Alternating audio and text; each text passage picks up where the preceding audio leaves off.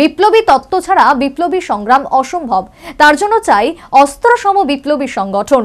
তা না হলে অনুকূল বিপ্লবী পরিস্থিতি থাকলেও বিপ্লবী সংগ্রাম সম্পন্ন করা যায় না।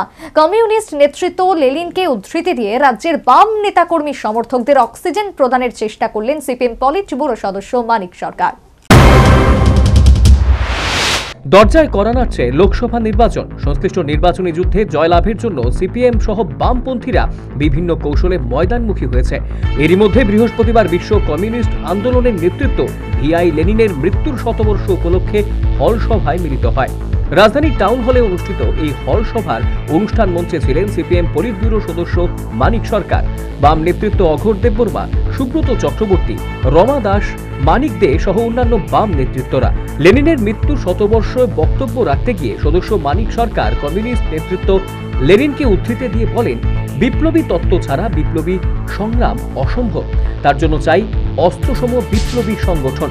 তা না হলে অনুকূল বিপ্লবী পরিস্থিতি থাকলেও বিপ্লবী সংগ্রাম সম্পন্ন করা যায় না। ওই যে লেনিন বললেন,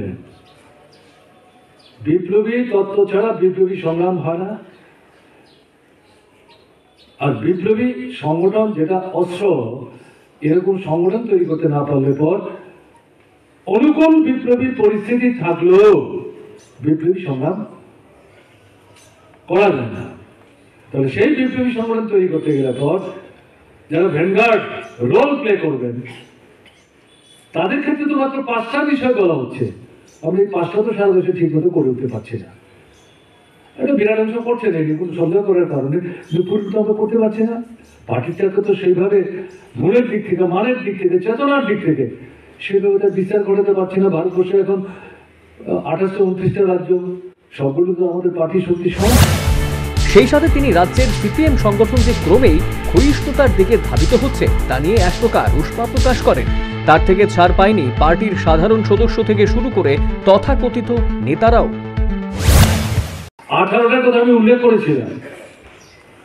যারা পুরনো পার্টি মেম্বার তাদের অনেকের ঘরে এই দলিলটা হয়তো আছে, আমার কাছে আছে, এটা খুঁজে দেখবেন। তাদের অনেকের মনে হবে 18টা বাদ দিয়ে মাত্র 5টা, আর এই 5টাই তো আমরা করছি না, 5টাই তো আমরা ঠিক মতো করছি না।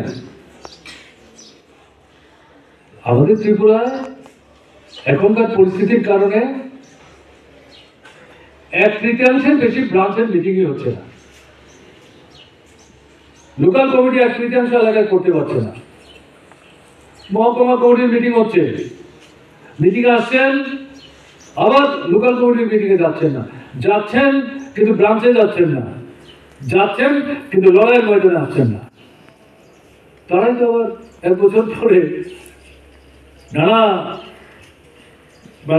যুক্তি উপস্থিত করে পার্টি মেম্বারশিপ লেভির টাকাটা দিয়ে, লেভি কিন্তু 3 মাস পরে পরে প্রতি মাসে দেওয়ার কথা, সর্বাধিক 3 মাস এরপরে কিন্তু হবে না। তাহলে মেম্বারশিপই।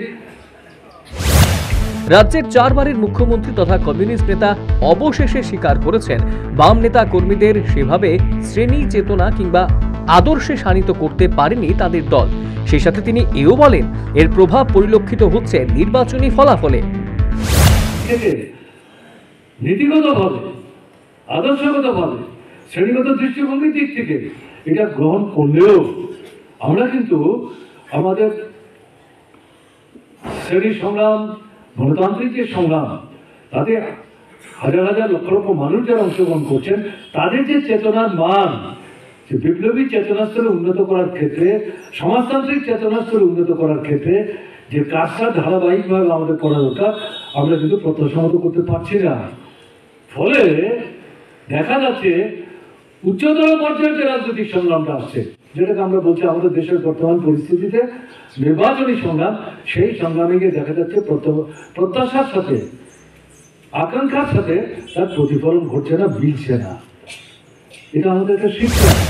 প্রসঙ্গত উল্লেখ্য, বামেরা রাজ্যে ক্ষমতায় থাকাকালীন সময়ে সিপিআইএম এর পার্টির সদস্য সংখ্যা ছিল প্রায় 90,000, আর বামেরা রাজ্যে ক্ষমতা হারানোর 6 বছরে তা প্রায় এসে অর্ধেকে দাঁড়িয়েছে।